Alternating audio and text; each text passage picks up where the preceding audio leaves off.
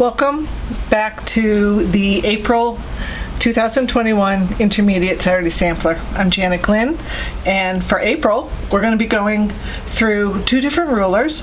One is the Eleanor Burns Quilt in a Day Small Flying Geese ruler, and the other is the Creative Grid Corner Clipper ruler. Both of these rulers we used in prior year in 2020 in the intermediate class. I know the block looks a little bit complicated and they are very small. All these blocks finish at 1.5 inch, but we're going to take it very slowly and we're going to break it down into a 9 patch basically. So the first thing that I'll show you is this unit right up here. I'm going to call this the North, South, East, and West unit. It's made up of a rectangle with our folded corner clippers. I'll show you how to do this one. And then right underneath is our small flying geese with 2 squares sewn to the ends of it. And the unit actually finishes up just like this. So we're going to go over this unit and this unit in today's block. The other parts of the unit are very simple. We have the center, which starts with a 3.5 inch square. We're going to just sew basically a 9 patch. These dark fabrics that I have in this kit, the outside ones, I don't know if you can see, these are the graphite. There's no pattern, they're kind of mottled looking, versus the dark gray circle. So just be aware that there are 2 dark fabrics in your kit. One is called the graphite, dark graphite, and the other is called the dark circle. Okay. So that, and we're not going to go through the center block at all either. Basically that is a 9 patch that you're going to be sewing. And the other ones we've done are 4 patches, and that's very simple. We're going to start with strips and sew them into 4 patches. So I'm not going to go over those either. So let's go into some of the cutting. There's like I said, 4 different fabrics in your kit. There's the light gray circle, in which you will cut 2 2-inch strips, and each of those gets cut into 4 2-inch squares. So you'll have 8 2-inch squares. The remainder is going to be a 4.5 and then a 3.5. These are going to be used for the corner clipper unit. This is for the flying geese, and this one is for the center of your block. The medium gray circle, you're going to turn it on its side, and you're going to go ahead and cut, again, 4 2-inch strips, and those are 6.5 inches long. These medium grays are going to go with your light gray in that unit right here that we talked about, this one right here. Okay? So, the rest is a 6-inch square. That's part of your flying geese. The dark gray circle, you're going to cut it into 3 2-inch strips. The first strip you're just going to leave exactly the length of your kit.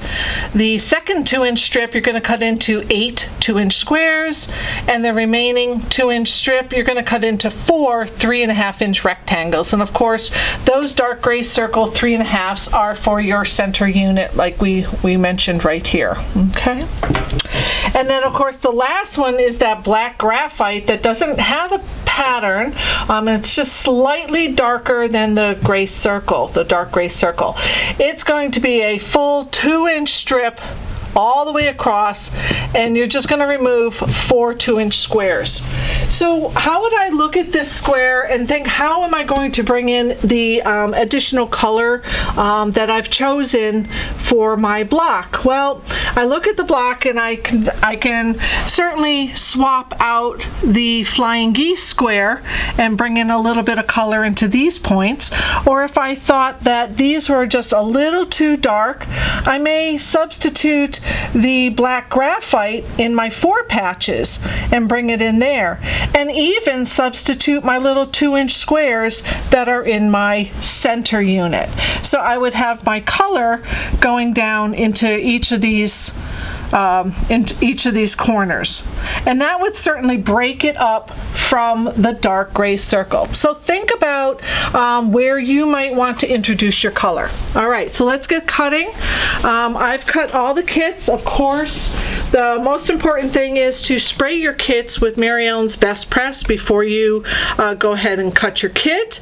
It definitely keeps your fabrics nice and stable as you sew. Very nice. The next thing I want to go over is the small flying geese ruler.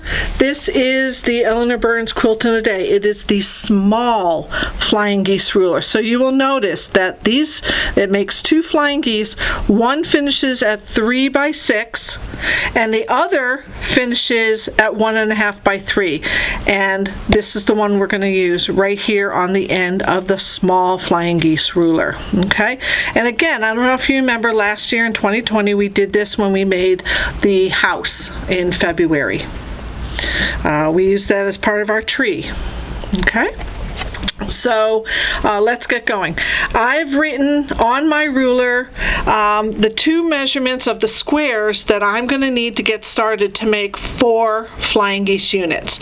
So I start with a 6-inch, those are the wings, and 1 4.5, and that is considered the body of my geese. So again, this ruler will make 4 flying geese just from those 2 squares alone. So I'll take my 6-inch medium gray and my 4.5 light circle. I'm going to put them right sides together and draw my first line going across. And now this again is a lot of repeat for a lot of you, but we do have quite a few new people in our block of the month this year who have never done a flying geese, so this will be a good lesson for them. So all I've done is I've drawn a line from where the light and the medium meet in the corners, and I'm just going to sew 1/4 inch from either side of that. So let's go ahead and do that real quick. I did use this ruler for the basic block of the month last month, for the month of March. We'll go ahead, sew our 1/4 inch. And I'm going to stop right where the 2 fabrics stop because I don't need to come all the way off. There's no reason. I'm going to flip this around. Now if you have a guide on the edge of your 1/4 inch foot, that guide would be riding right along my friction pen, right along that mark that I made. Okay.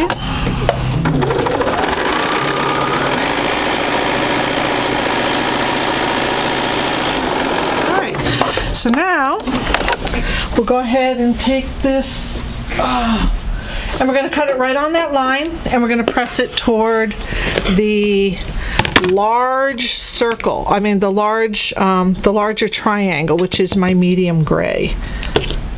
All right, so we're going to cut it again right on that line, corner to corner, and go ahead and press this. Here, I'll remove that.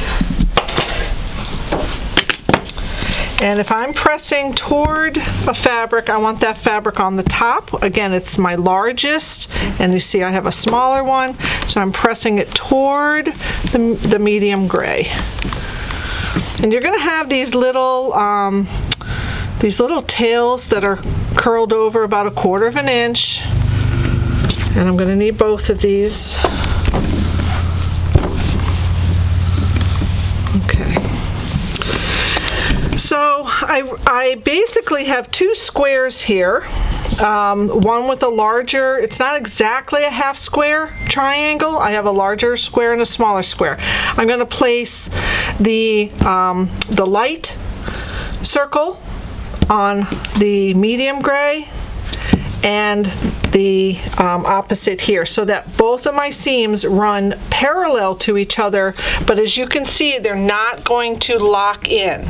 I just want to keep a square going around this outside. Yes, I will have some fabric hanging off the ends, perfectly fine, and my seams do not, they don't lock.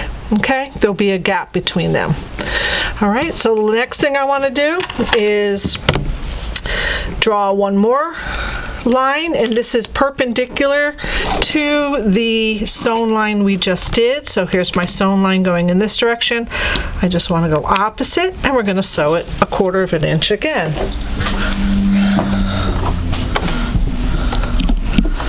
Okay.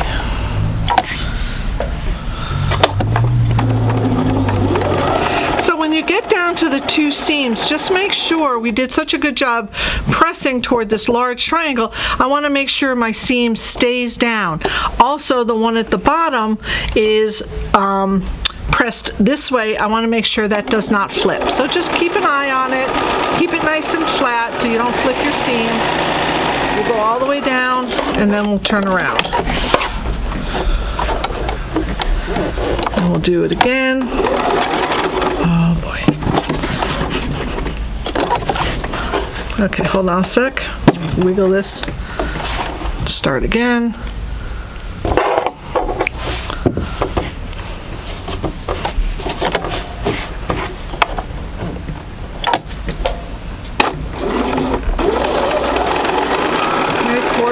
From the line, make sure it does not flip my seam.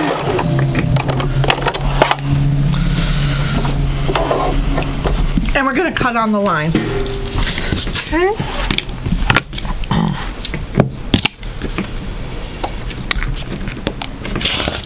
Okay, so before we press this unit open, I need to have my seams, this one going in that direction and this one pressed in that direction.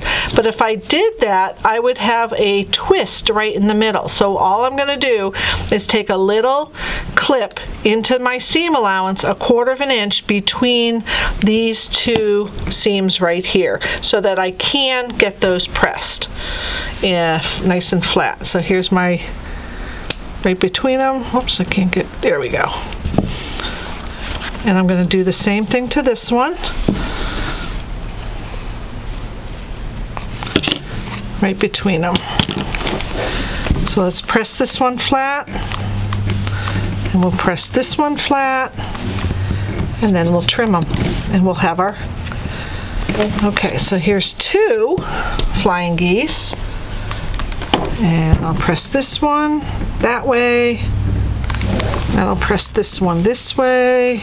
So again, do you see how the fabric for the body is pressed toward the wings? Okay. All right, so we're going to get out our flying geese ruler. And this is where we're going to trim up our flying geese to make them, or flying goose. We're going to place the flying geese ruler with the red line. Remember, we're using the end ruler, the end flying geese for this.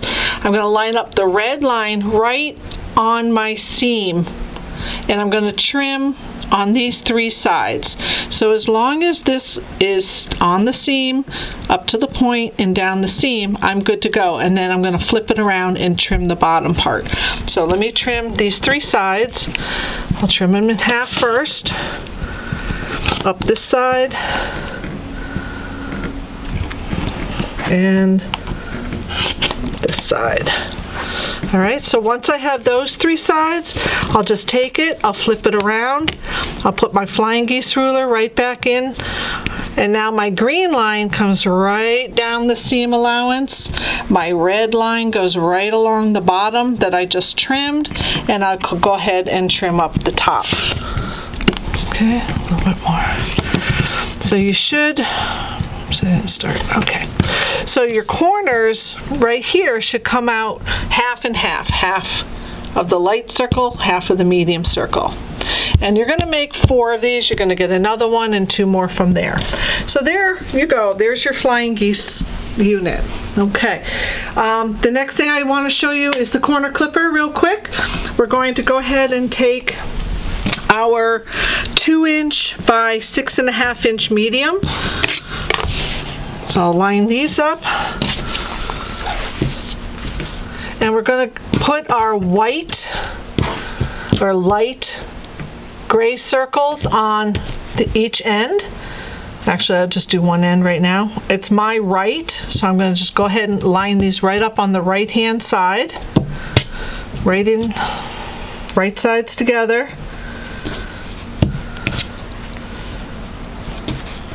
And I'll use my corner clipper right here. So the corner clipper will allow you to make half square triangles, or allow you to trim little sections off of a square. Basically, when you put a square on top of a square, you can go ahead and trim your corner and flip it, and it would replace the corner that was already in the original square. So I'll show you. So here's the corner clipper. We're going to be looking for the 2 marking because we cut our squares 2 inches. Easy enough. So, because this one, I want to get rid of this corner right here, I'm going to line up my corner clipper with this blunt edge at the top of my square, this edge right down the side, left side of my square, and the number 2 right across the bottom. And you'll also see one more corner piece, and that lines up with this corner of the square. So easy enough. You have tons of markings to know exactly where to place that.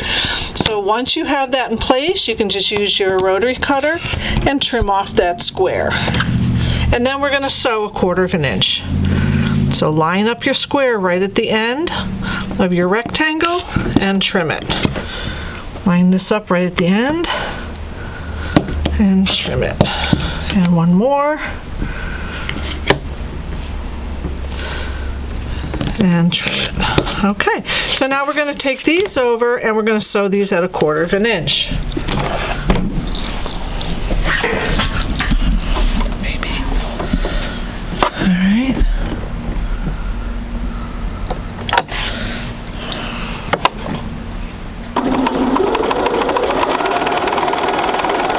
So let's make sure this stays right on top of each other. It may want to move around a little bit, but keep it in place. And when you're done sewing, it should come right out this point right here, right in that 90-degree corner. Okay? There you go. All right, so I did one for time purposes. And all these are going to get sewn in the same direction. Let me do one more. These are easy.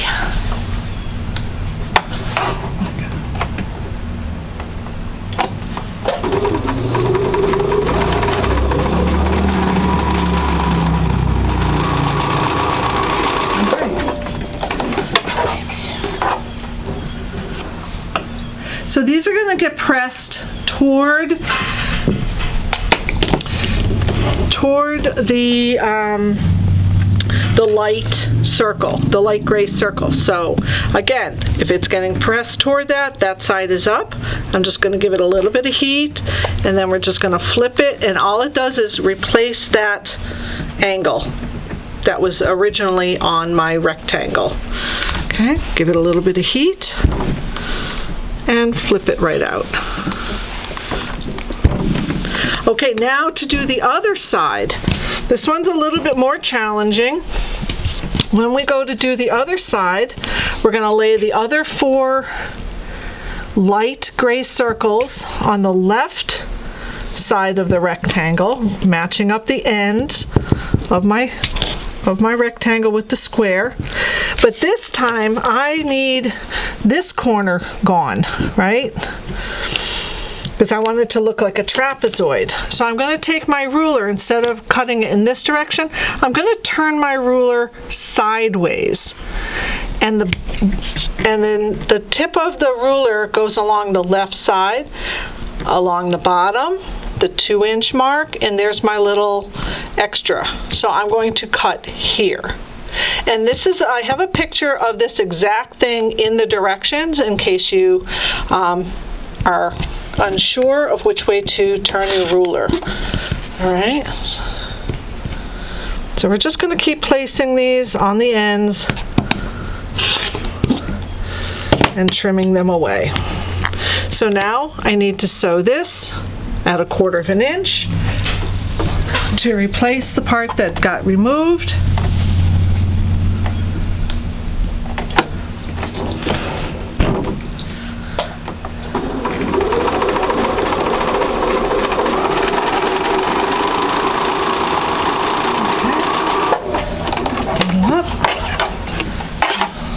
Give it a little bit of heat, and again, we're pressing this toward the light gray circle, so that goes on top and it gets pressed out. All right, that's pretty much it on the units. So when we make our flying geese unit, we want to make sure that we add the dark gray circles to either side that we cut, and we're going to then put our corner clipper unit and sew that together, and we should have 4 of those. Okay, so that's that unit. It looks a little tricky, but it kind of looks like a flower too. I kind of like that. So maybe these units could be your color, and you could do little color flowers coming out the sides of those.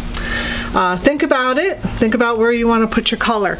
A couple new things that I do want to talk about real quick. We just got in the Gypsy Quilter wool mat that I use, but in a very small 8.5. Great for travel, small pressing, just what I did today. You can even use a travel iron with it. Love this size, really portable. Sorry. Okay. The other thing is the block box, nice and thick. This will hold all your squares that you bring in to show to get your new kit. It'll keep your directions in here, any tools that you might be using. It comes in, I think, a mist, blue, a green, the pink, and the clear. So these are also in stock, so you might want to try one of those to keep your project organized. So March blocks must be appliqued.